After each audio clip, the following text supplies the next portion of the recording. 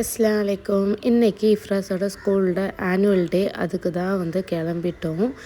2 pass வந்து கொடுத்திருந்தாங்க. ஒரு பாஸுக்கு ஒரு ஆள் மட்டும் தான் போக முடியும். ஸோ 2 பாஸ் கொடுத்திருந்தாங்க. நானும் அம்மாவும் வந்து போயிருந்தோம்.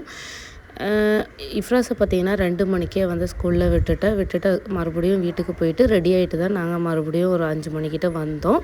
ப்ரோக்ராம் ஸ்டார்ட் ஆகிறதுக்கு பார்த்திங்கன்னா 5:45 6 மணிக்கிட்ட ஆயிடுச்சு. எல்லா பிள்ளைகளுமே பார்த்திங்கன்னா ரொம்ப சூப்பராக வந்து ஆடிருந்துச்சு. எனக்கு ரொம்ப வந்து பிடிச்சிருந்துச்சு. ஏன்னா நான் போன ஆனுவல் டேக்கு வந்து வரலை, இஃப்ராஸை நான் சேர்க்கவும் இல்லை. ஸோ அதனால் நான் வந்து பார்க்கல. இந்த ஆனுவல் டேயில் வந்து ஃபஸ்ட்டு சேரில் வந்து உட்காந்துட்டு நான் பார்க்கும்போது பார்த்திங்கன்னா அவ்வளோ சூப்பராக இருந்துச்சு. இஃப்ராஸுமே நல்லா சூப்பராக டான்ஸ் ஆடிருந்தான். இஃப்ராஸோட டான்ஸ் பார்த்திங்கன்னா குலேபா சாங்குக்கு வந்து ஆடிருந்தான். அது முடிஞ்சதுக்கப்புறம் நிறைய பிள்ளைங்க வந்து ஆடிட்டு இருந்தாங்க.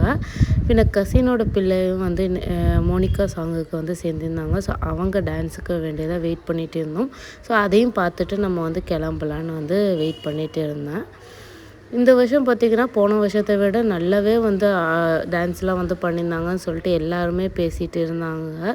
ஸோ எல்லா பிள்ளைங்களும் சரி சூப்பராக க்யூட்டாக வந்து பண்ணியிருந்தாங்க. ஃபைனலாக வந்து என்னோடய கசின் பிள்ளையும் வந்து டான்ஸ் ஆடிட்டா. அதை பார்த்தோன்னா நெக்ஸ்ட் டான்ஸ் வந்து மாசாக வந்து ஒரு பசங்க ஆடிட்டு இருந்தாங்க. அதையும் பார்த்துட்டு அப்படியே வீட்டுக்கு கிளம்பிட்டோம். இந்த வீடியோ உங்களுக்கு பிடிச்சிருந்தா மறக்காமல் லைக் அண்ட் ஷேர் பண்ணிடுங்க.